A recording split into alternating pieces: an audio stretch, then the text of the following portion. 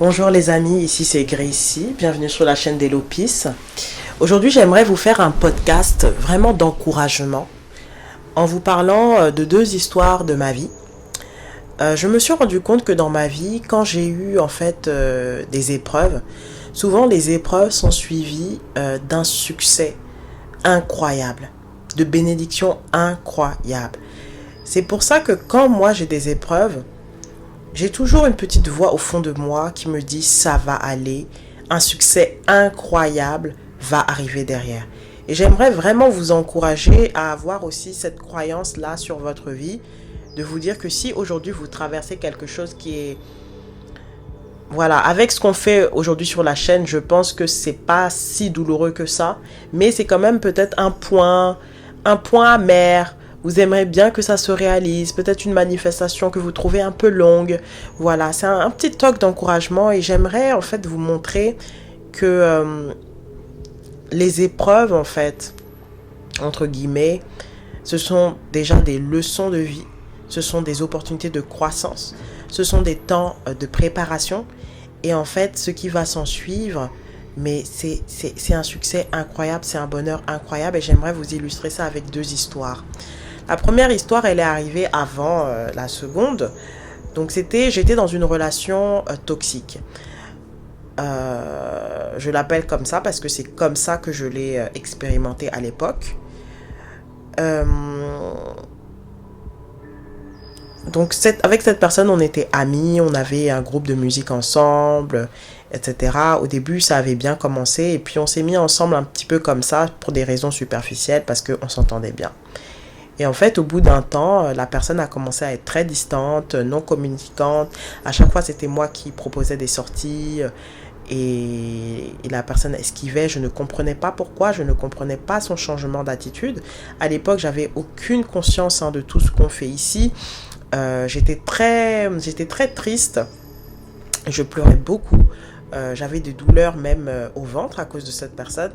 Et c'est quelque chose que je ne comprenais pas parce qu'avec mes amis, ça se passait bien, la communication était fluide, avec mes collègues, tout se passait bien, je m'entendais avec tout le monde.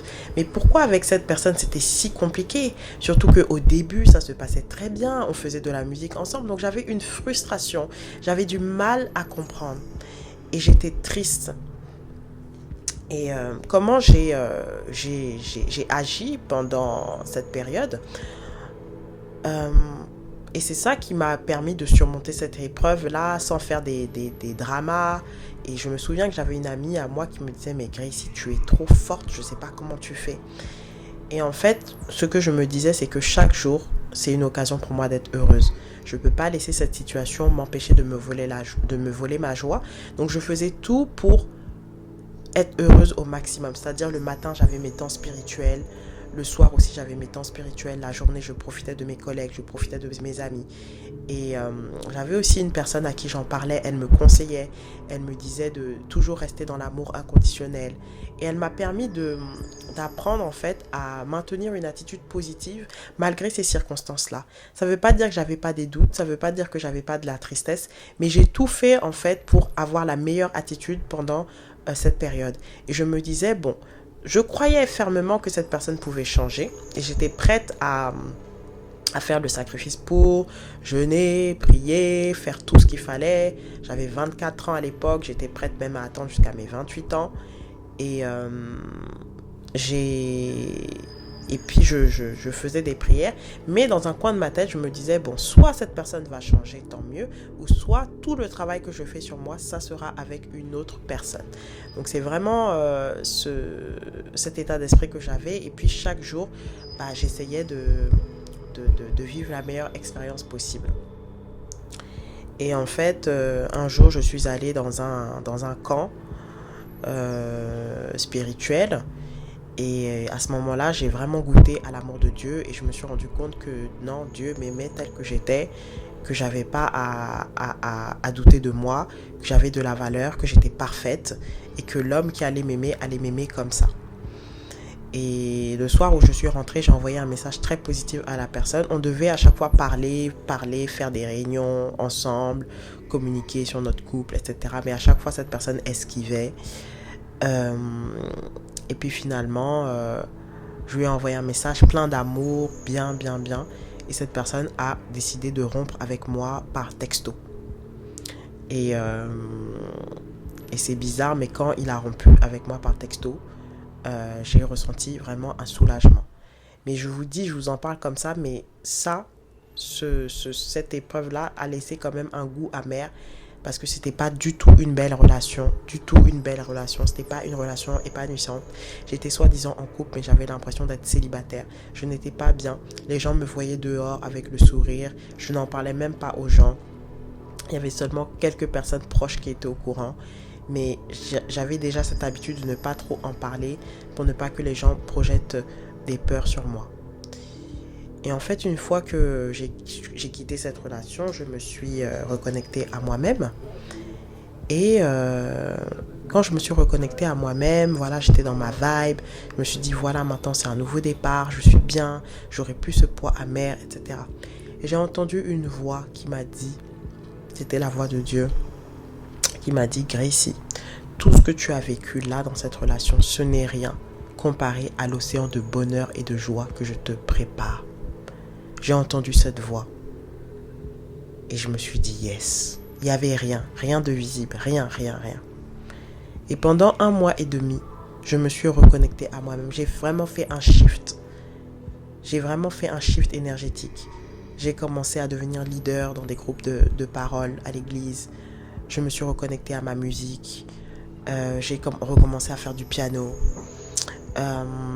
Plein de choses, quoi. Je sortais, je vivais en fait, j'étais bien. Et j'ai aussi fait un travail de pardon. J'ai reconnu ma responsabilité parce que dans cette épreuve-là, je me disais, c'est lui le coupable, etc. Non, j'ai reconnu ma pleine responsabilité. Personne ne m'a forcé à sortir avec lui. Personne ne m'a forcé à prendre du plaisir avec lui, à m'amuser, etc. Donc, j'ai aussi shifté ça. Ça a été vraiment un immense travail de pardon qui n'a pas été long.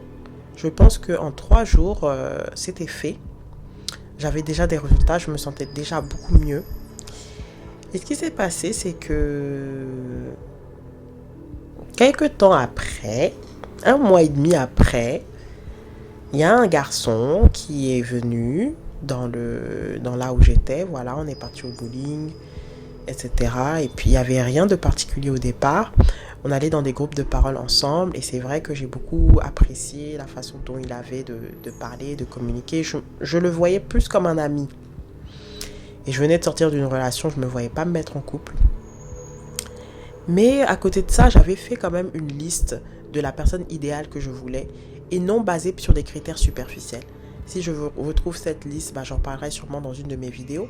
J'avais dit que je voulais quelqu'un, ouvert, de communicant, bienveillant, qui allait m'aimer. J'avais écrit qui allait m'aimer comme Christ a aimé l'église, c'est-à-dire prêt à donner sa vie pour moi. Quelqu'un qui va être joyeux. C'était plein de critères comme ça. Quelqu'un qui va être aussi entreprenant, c'est-à-dire c'est pas moi qui vais toujours faire les mêmes choses. Et les choses se sont faites, et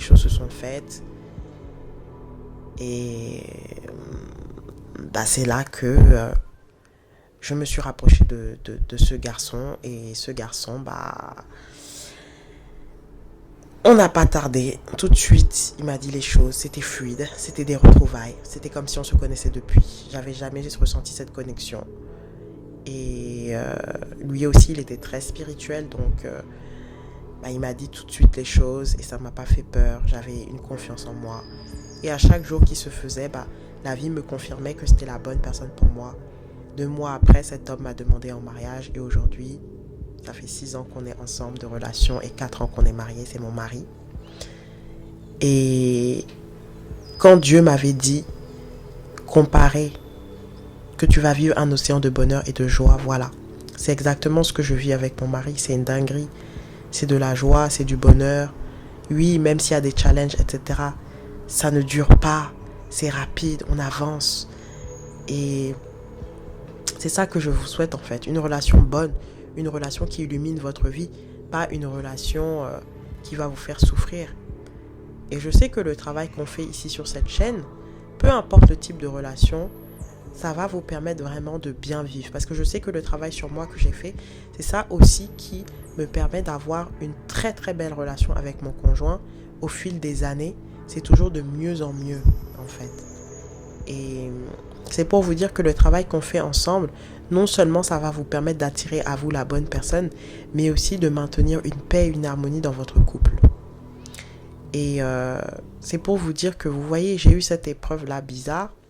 Moi, ça s'est fini avec une autre personne, c'était mon histoire.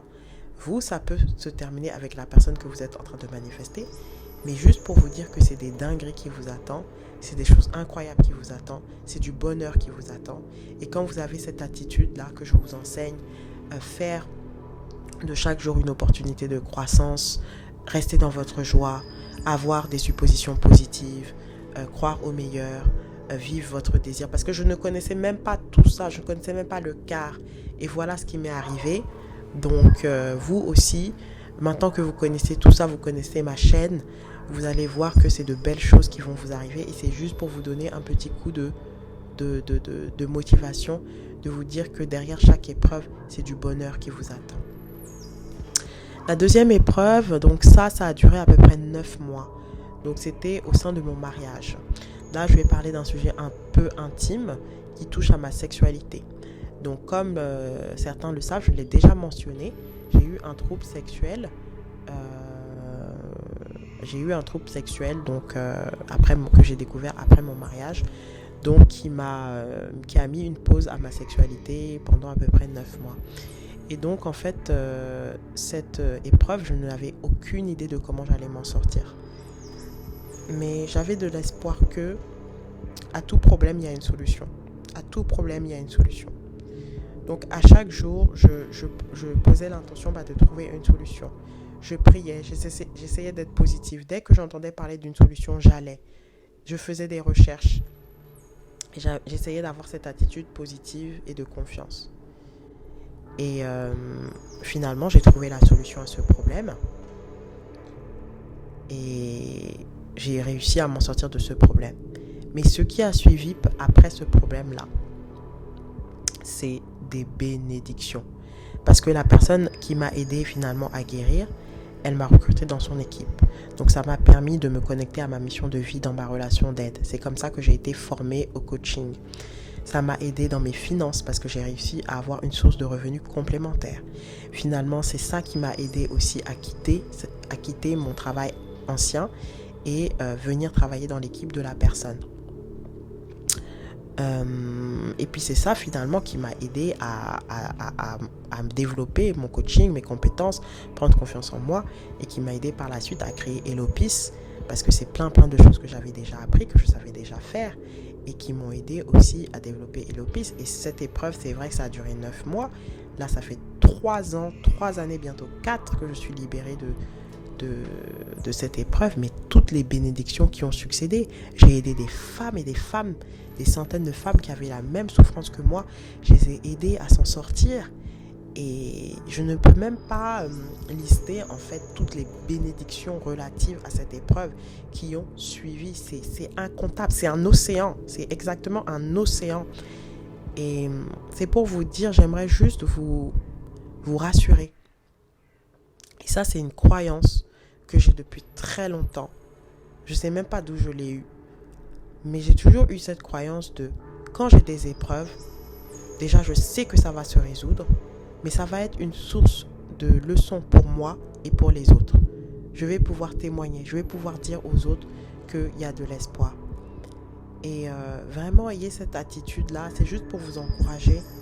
Si aujourd'hui vous êtes en train de manifester une personne spécifique, c'est chaotique, c'est louche, vous avez l'impression que c'est un peu bizarre, je vais vous dire que vous allez vous en sortir, d'accord ?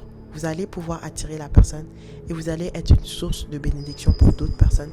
Vous allez témoigner, vous allez dire aux gens que oui, c'est possible. Aujourd'hui, c'était juste un petit, je suis en mode, vous voyez, je suis en mode un peu doux. Ça, c'est la Gracie, en mode doux. Je suis en mode un peu doux, juste pour vous dire que c'est un océan de bonheur et de joie qui vous attend. Mettez dans les commentaires. C'est un océan de bonheur et de joie qui m'attend. C'est un océan de bonheur et de joie qui m'attend.